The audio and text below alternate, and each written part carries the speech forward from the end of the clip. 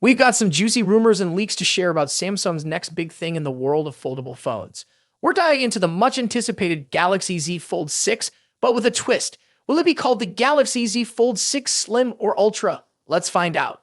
So first up, let's talk about the latest info from a usually reliable source, Ice Universe. They took to Weibo to spill the beans on Samsung's upcoming foldable. According to Ice Universe, Samsung is developing a Galaxy Z Fold 6 Slim, not an Ultra version. The post translates to, it's not called Ultra because it's not Ultra, it's just thin. This tells us that the Fold 6 Slim won't have better specs than the regular Fold 6. Instead, it's all about being more portable with a thinner design. But don't worry, folks. Ice Universe assures us that the Fold 6 Slim won't have any downgrades. However, it won't feature any significant upgrades either. Now, here's the kicker. To achieve that slim profile, Samsung has made a notable sacrifice. No S Pen support. Yes, you heard that right. Ice Universe confirmed that the Fold 6 Slim won't be compatible with the S Pen. Samsung is making the foldable thinner by removing the digitizer needed for pen input. So if you're an S Pen fan, this might be a bit of a letdown. And perhaps the most surprising part, despite the lack of upgrades and no S Pen support, the Fold 6 Slim is expected to be priced higher than the standard Fold 6. That's a bold move by Samsung.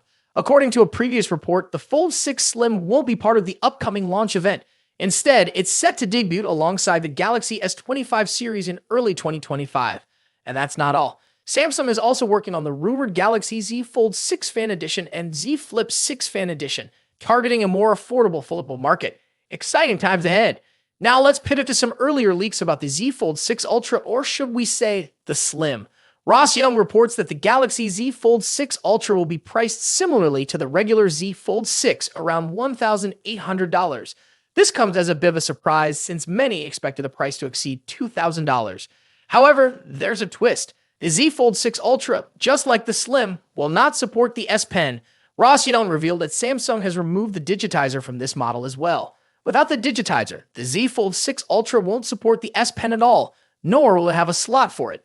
This is puzzling because the Ultra variant is supposed to be an upgrade over the regular model. While it features a larger display and a slimmer design, the lack of S Pen support might be a deal breaker for some users. Ross Young also mentioned that panel shipments for the Z Fold 6 Ultra will begin in the fourth quarter of this year, with the launch expected in January alongside the Galaxy S25. This staggered release is a smart move, avoiding a simultaneous launch with the Z Fold 6 in July and keeping it exclusive to South Korea, which might frustrate some international customers. Speaking of launches, let's talk about the next Galaxy Unpacked event. Hipster Eat Leaks shared a list of exciting products Samsung will reveal at this event, possibly taking place on July 10 in Paris, France. However, one device was notably missing from eLeaks' list, the Galaxy Z Fold 6 Ultra. Does this mean there won't be a Galaxy Z Fold 6 Ultra this year? We don't think so. It's more likely that eLeaks' list only includes devices coming to the USA. So what do you think about these latest leaks and rumors? Are you excited about the Galaxy Z Fold 6 Slim? Disappointed about the lack of S Pen support? Let us know in the comments below. Don't forget to like, subscribe, and hit that bell icon for more updates on the latest tech news.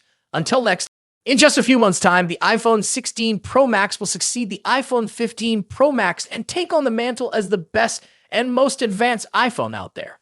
Although there's plenty of time until September and a lot can change, we seem to know a lot about the upcoming top iPhone model based on rumors and leaks. How is the iPhone 16 Pro Max shaping up against its predecessor? What's changing and what's staying the same? Let's see how the iPhone 16 Pro Max shapes up against the current best iPhone Apple has in its roster. First up, let's talk about design and size. The iPhone 16 Pro Max will inherit the same design language as the iPhone 15 Pro Max, employing the same titanium frame with a completely flat screen. The major difference between the iPhone 16 Pro Max and the iPhone 15 Pro Max will be size. The upcoming iPhone screen will grow to 6.9 inches across, a significant bump over the iPhone 15 Pro Max's 6.7-inch display. To achieve this, they're likely shrinking the bezels down even further and making the phone itself slightly larger overall. As per the rumors, the iPhone 16 Pro Max will measure 163mm in height and 77.58mm in width versus 159.9mm and 76.7mm for the iPhone 15 Pro Max, respectively. A small but notable change, all things considered. The iPhone 15 Pro Max debuted with an action button instead of a mute switch and a USB Type-C port at the bottom, so those two features will be carrying over to the newer model as well. However, the iPhone 16 series will be scoring another button, dubbed the Capture button.